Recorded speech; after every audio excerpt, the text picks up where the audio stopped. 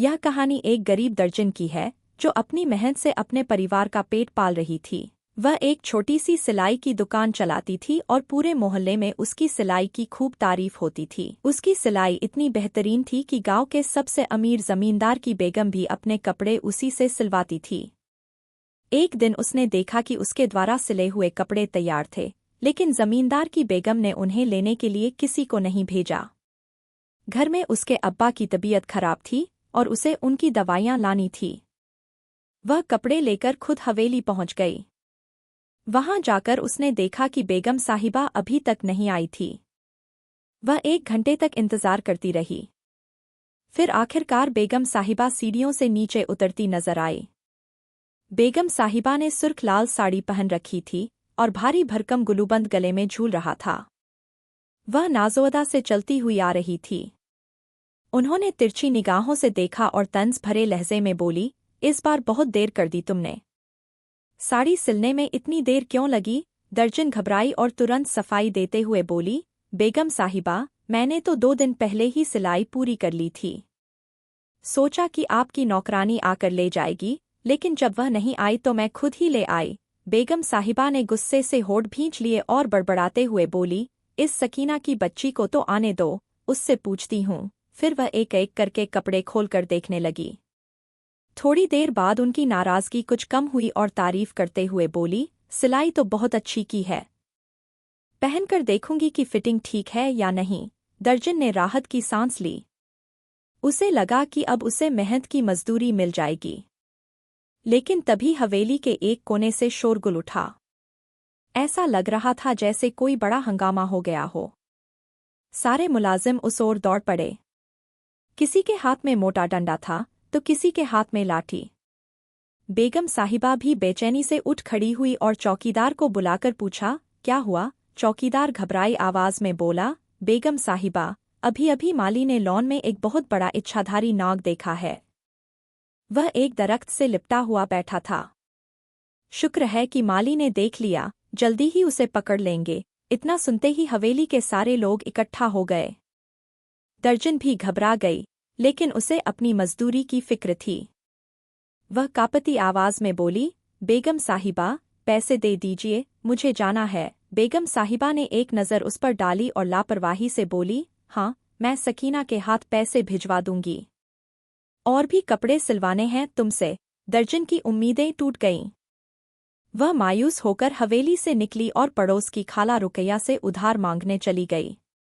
लेकिन खाला ने उसे तिरस्कार भरी नज़रों से देखा और गुस्से से बोली, हम कोई बैंक नहीं हैं जो हर बार तुम्हें उधार दें। लेकिन उनकी बड़ी बेटी नगीना बाजी मेहरबान थी। उन्होंने दर्जन को पैसे दे दिए। दर्जन ने तसल्ली भरी नज़रों से उन्हें देखा और जल्द वापस करने का वादा किया। घर आकर उसने अब्बा की दवाइयाँ खरीदी और थोड़ी सब्जी भी ले आई। अब्बा चारपाई पर लेटे थे और छोटा भाई सुहेल ट्यूशन से लौट आया था। यह तीनों ही एक दूसरे का सहारा थे।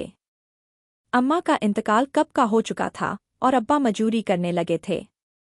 अगर दर्जन के हाथ में सिलाई का हुनर ना होता तो शायद वे भूखे मर जाते। रात को जब वह अब्बा को हवेली में नाग दिखाने वाली बात बता रही थी तो उनके चेहरे पर अजीब सा तनाव आ गया। उन्होंने धीरे से कहा, एक दिन तो उसे लौटना ही था। आखिर कब तक वह बदला लिए बिना रह सकता था?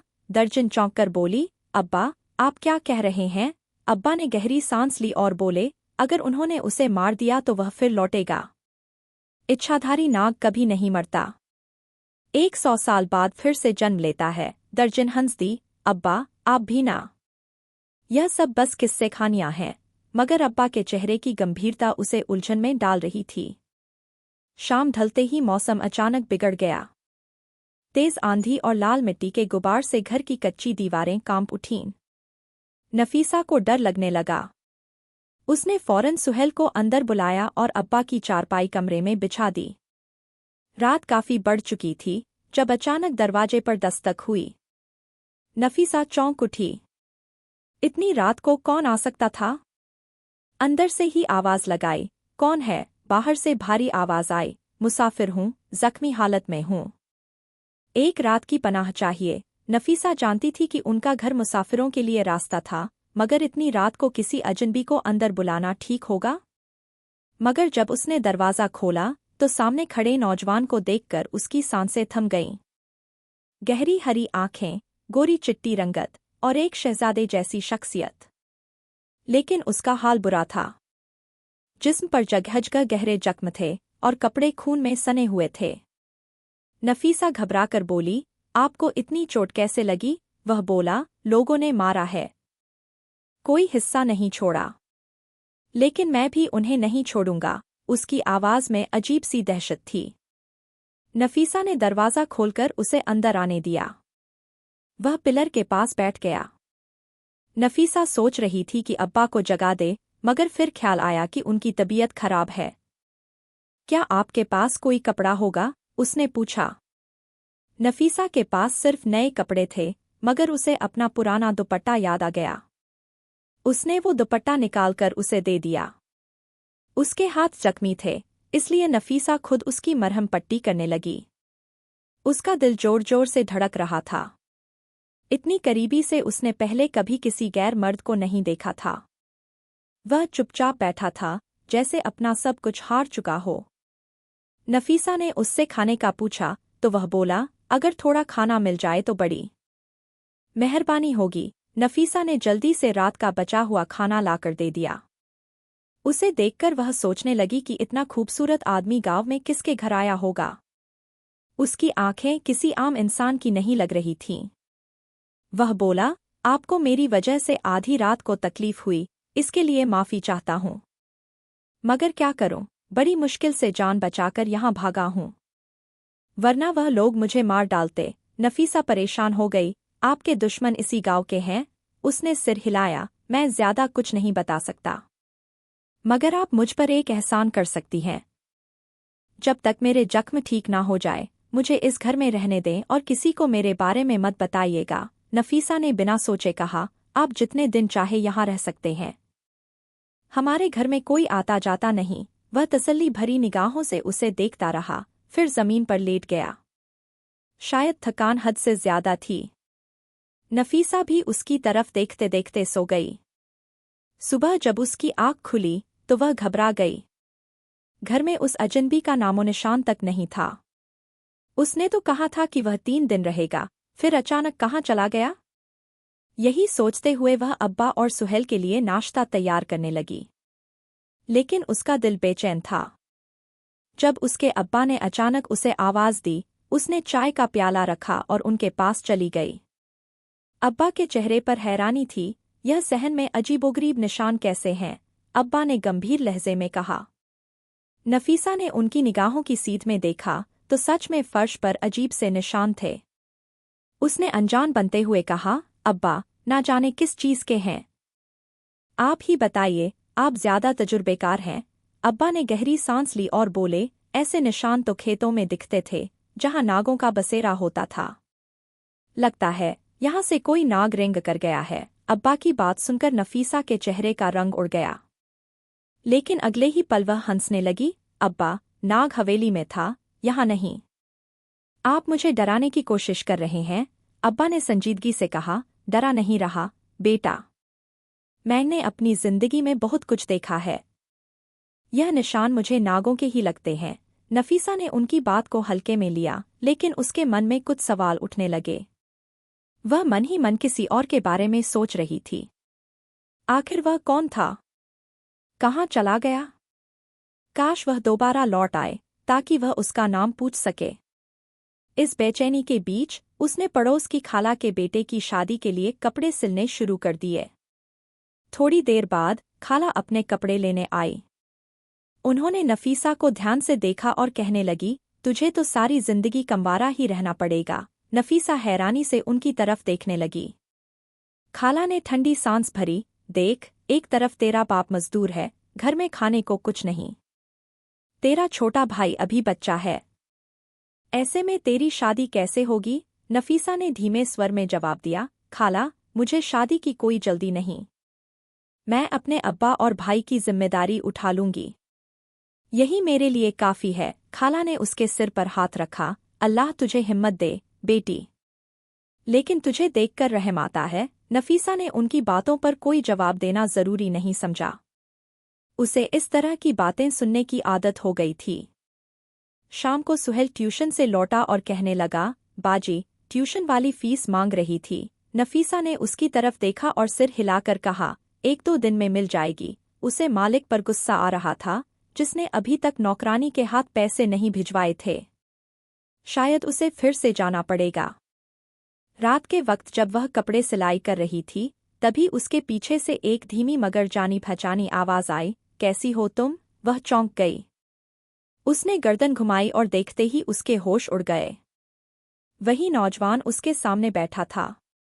नफीसा घबराई हुई बोली, तुम अंदर कैसे आए? उसने दरवाजे की तरफ इशारा कर दिया। दरवाज़ा खुला रह गया था। नफीसा के पैरों तले जमीन खिसक गई। उसने तो सुहेल को ताकीद की थी कि दरवाज़ा अच्छी तरह बंद कर दे। घबराते हुए उसने जल्दी से दरवाज़ा बंद कर दिया। तुमने कहा था कि 3 दिन तक रहोगे, फिर कहाँ चले गए थे? नफीसा ने पूछा। नौजवान हल्का सा मुस्कुराया, तो तुम मेरा इंतजार कर रही थी? नफीसा को उसकी बात पर शर्मिंदगी महसूस हुई। शायद उसने उसकी बेचैनी को भांप लिया था। फिर उसने धीमे लहजे में कहा, मैं तुम्हारी भलाई के लिए ही चला गया था। अगर इस घर में किसी ने मुझे देख लिया तो मुश्किल खड़ी हो जाएगी। नफीसा उसे देखते हुए बोली, क्या तुम्हें कुछ खाने के लिए चाहिए? नौजवान ने हाँ में सिर हिलाया, अगर थोड़ा सा दूध मिल जाए तो। नफीसा ने बिना कुछ कहे अब्बा के लिए रखा हुआ दूध लाकर उसे दे दिया। उसने देखा कि वह दूध इस तरह पी रहा था जैसे उसे इसकी सख्त जरूरत थी। दूध खत्म करके उसने खाली प्याला लौटाते हुए कहा, तुम बहुत मेहरबान लड़की हो। नफीसा उसकी बात सुनकर चुप रही, मगर मन में बहुत कुछ चल रहा था। वह उससे पूछने लगी, तुम्हारे दुश्मन कौन हैं? मुझे बताओ, मैं तुम्हारी मदद कर सकती हूँ। नौजवान ने नफीसा की बात को टालते हुए कहा, नहीं, मुझे अपना बदला खुद लेना है। बस थोड़ा वक्त चाहिए। नफीसा उससे बातें करने में इतनी मसरूफ थी कि उसे अब्बा की आवाज़ सुनाई ही नहीं दी। मरियम, मरियम, बेटी, इधर आओ। अब्बा की आवाज़ आई। नफीसा घबराकर उठी और अंदर चली गई। अब्बा कहने लगे, बेटा, इतनी देर से देख रहा हूँ, बाहर बैठकर किससे बातें कर रही हो? तुम्हारी आवाज़ तो साफ सुनाई दे रही थी। नफीसा का दिल जोरों से धड़कने लगा। उसने सहन में झांका, लेकिन वहां कोई नहीं था। वह कहीं चला गया था। जल्दी से खुद को संभालते हुए उसने कहा, अब्बा, किसी से नहीं। आपको वहम हुआ होगा। अब्बा बेचैनी से बोले, नहीं, मैंने देखा। ऐसा लग रहा था जैसे कोई तुम्हारे सामने बैठा है। नफीसा ने बड़ी मुश्किल से उन्हें समझाया कि उन्हें कोई वहम हुआ है। जब अब्बा सो गए तो वह फिर सहन में आई, मगर वहां कोई नहीं था। उसे दुख हुआ कि वह बिना बताए चला गया। सुबह जब नफीसा नाश्ता बना रही थी, तभी अब्बा की चिल्लाने की आवाज़ आई, मरियम, इधर आओ, बेटी। यह देखो, आज फिर वैसे ही निशान हैं। नफीसा बाहर आई तो देखा कि वहीं अजीबोगरीब निशान सहन में फैले हुए थे। अब्बा घबराते हुए बोले, मरियम, तुमने कहा था कि हवेली में नाग दिखा था, मगर अब तो ऐसा लगता है कि वह जिंदा है और हमारे गांव में घूम रहा है। अब्बा की आंखों में डर था, मगर नफीसा के चेहरे पर बस खामोशी थी।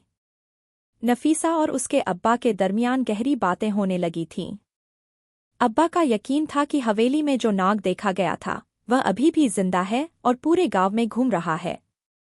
यह सुनकर नफीसा परेशान हो गई और कहने लगी, अब्बा, वह सांप तो हवेली के मुलाजिमों ने मार दिया था, लेकिन अब्बा को उसकी बात पर यकीन नहीं हो रहा था। उसी दिन नफीसा ने अब्बा से कहा, मालकिन ने अभी तक मेरी सिलाई के पैसे नहीं भिजवाए हैं। मुझे नगीना बाजी के पैसे वापस करने हैं, तो मैं हवेली जा रही हूँ। उसने सुहेल का खाना बनाकर रख दिया और पैदल ही हवेली की ओर चल पड़ी।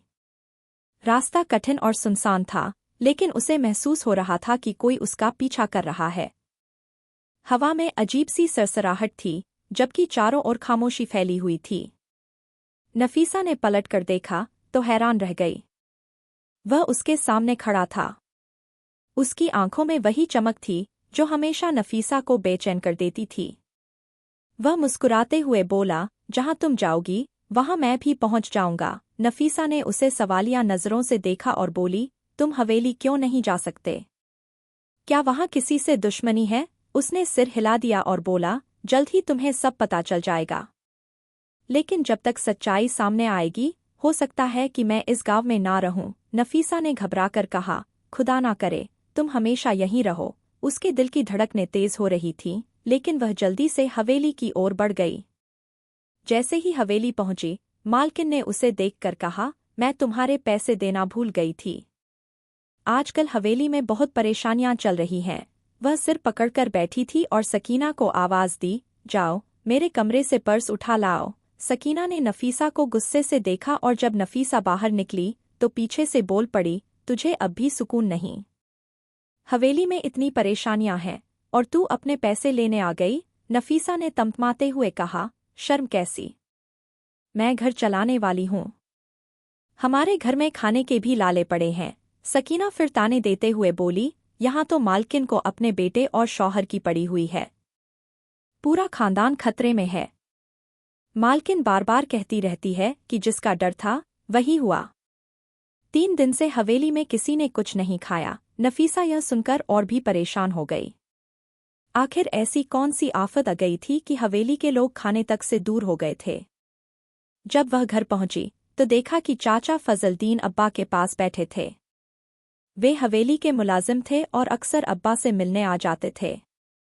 दोनों धीरे धीरे बातें कर रहे थे। नफीसा ने सुना कि चाचा फजलदीन कह रहे थे, कल बहुत बड़े सपेरे को बुलाने वाले हैं। वह 7वें गांव में रहता है, 90 साल का हो गया है। वह जहां जाता है वहीं बता देता है कि नाग कहाँ छिपा है। नफीसा यह सब सुन रही थी और भीतर ही भीतर डर भी रही थी। अब्बा कहने लगे, बुरे काम का बुरा नतीजा होता है। उन्हें सोचना चाहिए था कि 20 साल बाद वह फिर लौटेगा और तबाही मचाएगा। वे दोनों कोई गहरी बात कर रहे थे, लेकिन नफीसा को उसमें शामिल नहीं किया। दूसरे दिन खबर फैली कि सपेरा गांव में आ चुका है। पूरा गांव उस नाग को ढूंढ रहा था जो हवेली में घुस आया था और जिसे मारने की कोशिश की गई थी। लेकिन वह घायल होकर कहीं गायब हो गया था। ना तो हवेली में था और ना ही गांव में उसका कोई सुराग मिल रहा था। इसी वजह से जमींदार ने सपेरे को बुलवाया था। आधी रात को जब नफीसा बिस्तर पर लेटी थी तो उसे सहन में सरसराहट महसूस हुई। उसकी आंखें फौरन खुल गईं। वह घबराकर बाहर आई और जो देखा उससे उसकी आंखें फटी की फटी रह गईं। वह नौजवान कोने में सहमा हुआ बैठा था। उसकी हालत देखकर नफीसा ने पूछा, तुम यहाँ कैसे आए? वह लड़का घबराई हुई आवाज में बोला, मैं दीवार कूद कर आया हूँ। अगर ऐसा ना करता तो वह लोग मेरी जान ले लेते। नफीसा बेचैन हो गई। उसने उस लड़के के जख्मों के बारे में पूछा। लड़का हल्की मुस्कान के साथ बोला, मैं बिल्कुल ठीक हूँ। लेकिन तुम्हें एक बात कहना चाहता हूँ। तुम बहुत खूबसूरत हो, बिल्कुल मेरी रूपा जैसी। यह सुनकर नफीसा चौंक गई।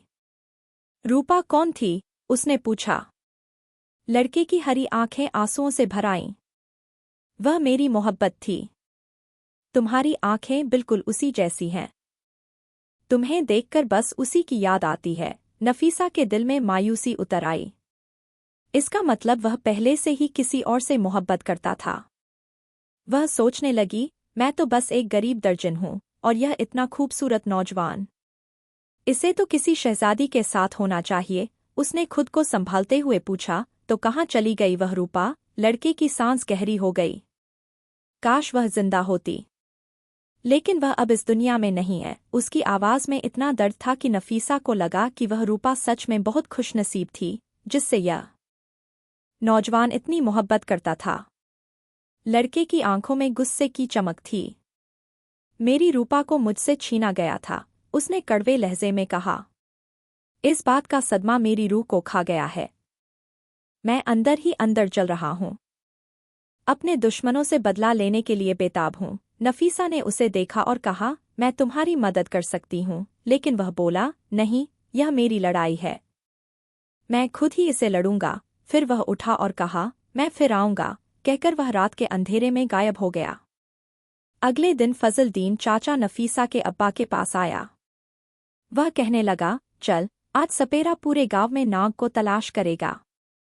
तुझे भी यह तमाशा देखना चाहिए। अब्बा पहले तो इनकार करने लगे, लेकिन फजलदीन ने उनके कान में कुछ कहा और वह फौरन तैयार हो गए।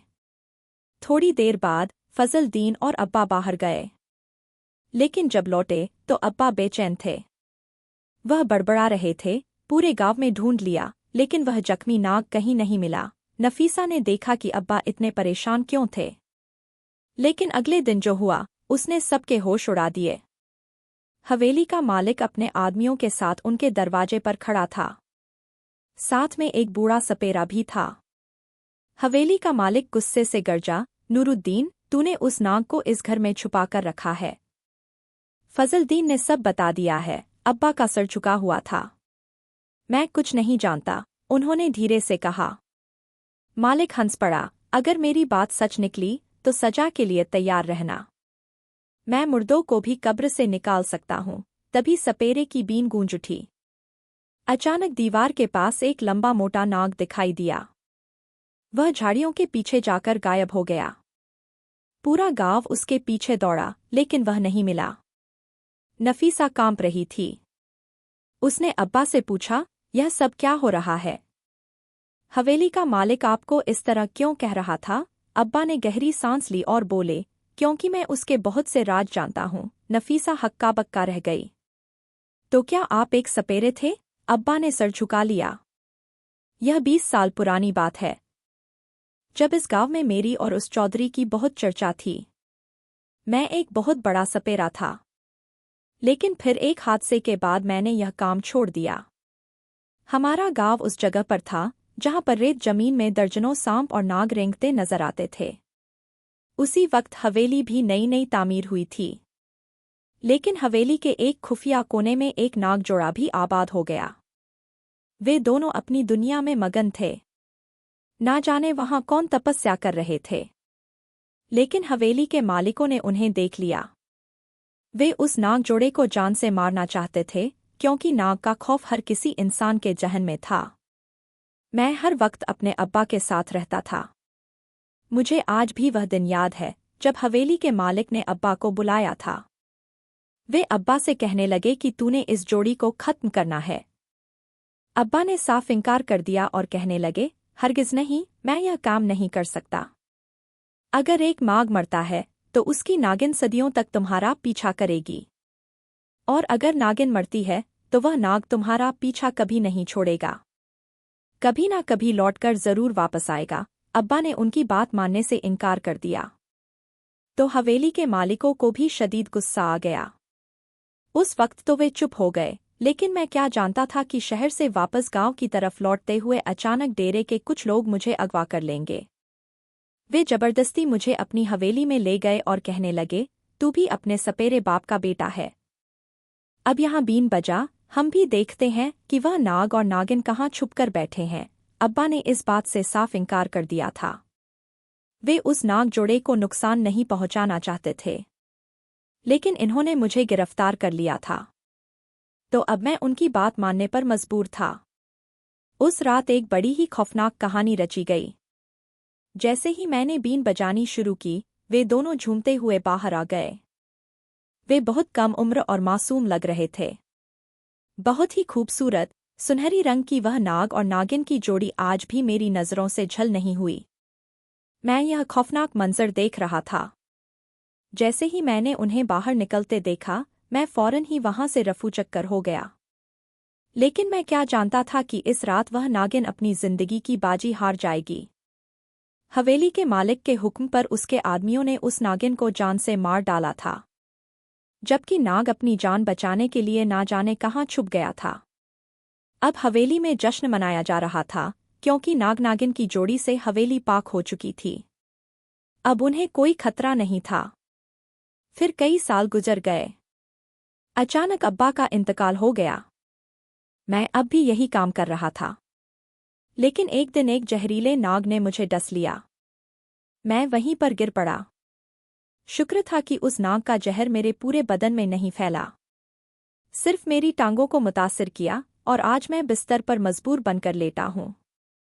लेकिन आज वह बढेरा जो घर आया है, वह समझ गया था कि हमारे घर में वह नाग मौजूद है। उसकी आहटें मैं भी पहचानने लगा था। जब भी तू मुझसे पूछती कि अब्बा, जमीन पर यह निशान कैसे हैं, या जब मैं तुझसे पूछता कि यह निशान कहाँ से आए तो तू इस बात से इनकार कर देती। तू जानती ही नहीं थी कि यह निशान कैसे हैं। लेकिन मैं उसकी आहटें और उसके निशान अच्छी तरह पहचानने लगा था। वह नाग हमारे ही घर में था। फिर मैंने उसकी जान बचाने की कोशिश की और इस कोशिश में किसी को भी यह बात नहीं बताई। मैं उसे 2-3 दफा दीवार पर रेंगते देख चुका था, लेकिन आज वह यहाँ से भाग गया है। ना जाने अब वह मेरा क्या हाल करेगा। मुझे डर है कि कहीं लोग उसे भी ना मार डाले। लेकिन वह पहले से बहुत ज्यादा ताकतवर होकर आया है। हो सकता है कि अपनी ताकत से इस गांव में तबाही मचा दे। जब अब्बा ने मुझे यह कहानी सुनाई तो अचानक उस डेरे के आदमी आए और अब्बा से गुस्से में कहने लगे, एक बार फिर से वह बच निकलने में कामयाब हो गया। लेकिन हम इसे तलाश करके ही रहेंगे। तू पहले की तरह उस नाग जोड़ी की जान बचाना चाहता है। तू ही असल में हमारा दुश्मन है। तभी तो तूने उस नाग को अपने घर में छुपा लिया था। अब्बा ने उनकी बात का जवाब देना भी मुनासिब ना समझा। वे फूंक हुए खुद ही धमकी देते हुए वहां से चले गए। मैं अब्बा को तसल्ली दे रही थी कि ऐसा कुछ नहीं होगा। जब हमने कुछ किया ही नहीं है तो फिर लोग हमारा कुछ नहीं बिगाड़ सकते। अब्बा के चेहरे पर भी कोई फिक्र, कोई गम नहीं था। रात को मैं सिलाई मशीन पर बैठी अपने कपड़े सिल रही थी जब अचानक मुझे अपने पीछे आहट सी महसूस हुई। मैंने देखा, सब्ज आंखों वाला वह खूबसूरत नौजवान मेरे पीछे ही बैठा था। तुम यहाँ क्या कर रहे हो? मैं हैरान होकर उससे कहने लगी। वह कहने लगा, मैं तुमसे आखिरी बार मिलने आया हूँ। यह सुनकर मेरी आंखों में आंसू आ गए। मैं उसे कहने लगी, क्या तुम यह गांव छोड़कर जा रहे हो? उसने कहा, हाँ, मैं यह गांव छोड़कर जा रहा हूँ क्योंकि मेरा इंतकाम पूरा हो गया है। सुबह तक उस हवेली में हंगामा मचा होगा।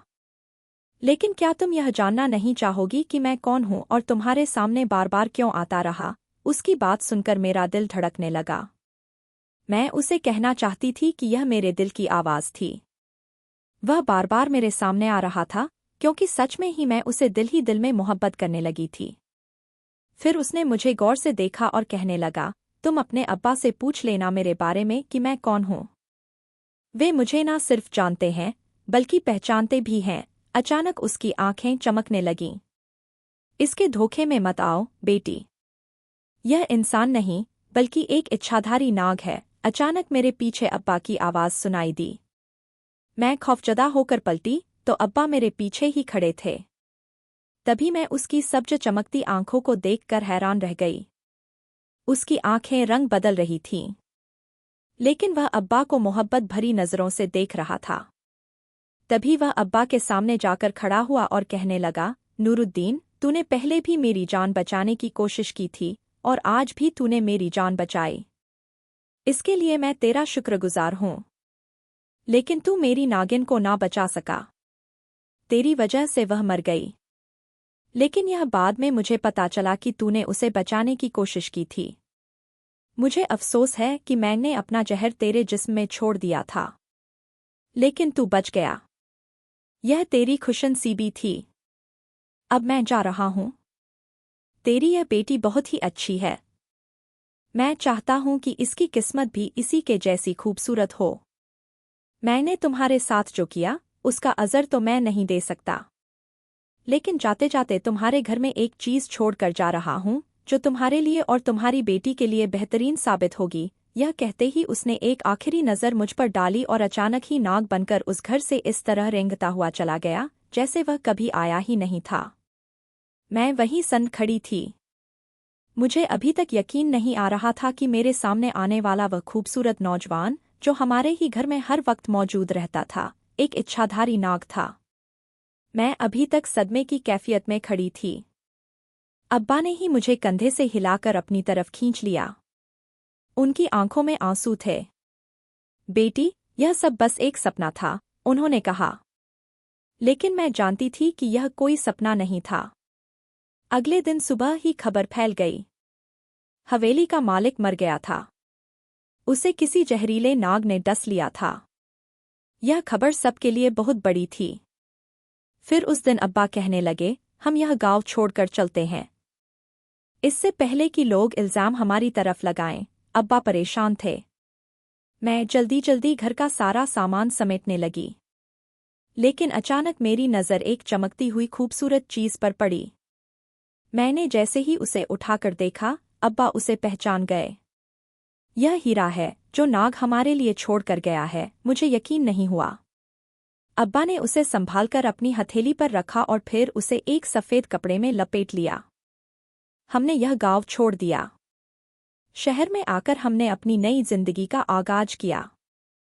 उस नाग के दिए हुए हीरे ने हमारी जिंदगी ही बदल दी। उसकी कीमत करोड़ों में थी। अब्बा का इलाज हो गया। सुहेल अच्छे स्कूल में तालीम हासिल करने लगा, जबकि मैंने अपना बहुत बड़ा बुटीक खोल लिया। अब वह शहर का मशहूर और मारूफ बुटीक मेरे नाम पर था। कोई यह नहीं कह सकता था कि यह लड़की कभी एक गरीब दर्जन थी जो पैसों के लिए मारी मारी फिरती थी। अब्बा मुझसे कहते, अब तू भी शादी कर ले, अपनी जिंदगी का नया आगाज कर। लेकिन मैं अब्बा को कैसे कहती कि उस हरी आंखों वाले नाग ने मेरा दिल अपने कब्जे में कर लिया था। भले ही वह एक नाग था, लेकिन वह मेरी जिंदगी में आने वाला पहला शख्स था।